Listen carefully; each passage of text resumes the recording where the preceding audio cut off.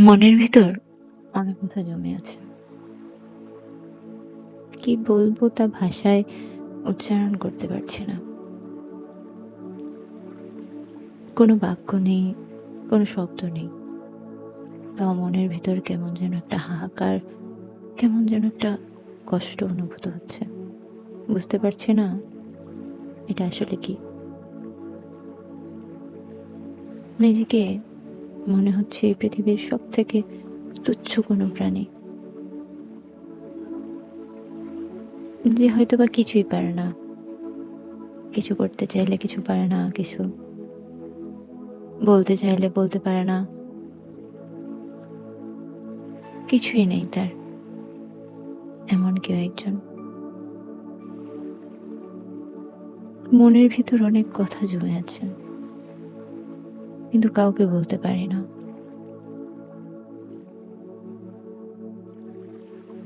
অনেক দুঃখ, অনেক না বলা কথা, অনেক না পাওয়া। হয়তোবা প্রত্যেক মানুষের ভিতরেই এমন না বলা কথা থাকে। অনেক হতাশা থাকে। যা সে চায় এমন কাউকে বলতে যে শুধু শুনেই যাবে। শুধু শুনেই যাবে। একজন লিসেনার। আমাদের সবার জীবনে এমন একজন লিসেনার থাকা খুব দরকার। যার কাছে আমরা সবকিছু বলতে পারবো, সে শুধু শুনবে। মনোযোগ দিয়ে শুনবে। ভাগ্যক্রমে আমরা কিন্তু সেই লিসেনার পাই। কিন্তু আমরা বুঝতে পারি না। ওই লিসেনার আছেন। একজন আছেন যে আমাদের সকল কথা মন দিয়ে শুনবেন। কিন্তু আমরা বোকা মানুষ, মানুষ খুঁজি। নিজের মনের কথা বলার জন্য কিন্তু আমাদের মনের কথাগুলো শুনে যে আমাদের মনের কষ্টটা দূর করতে পারবে, তার কাছে আমরা কেউ বলতে চাই না বা বলতে ভয় পাই। তিনি হলেন মহান আল্লাহ, যার কাছে আমরা যাই বলি তিনি মন দিয়ে শোনেন।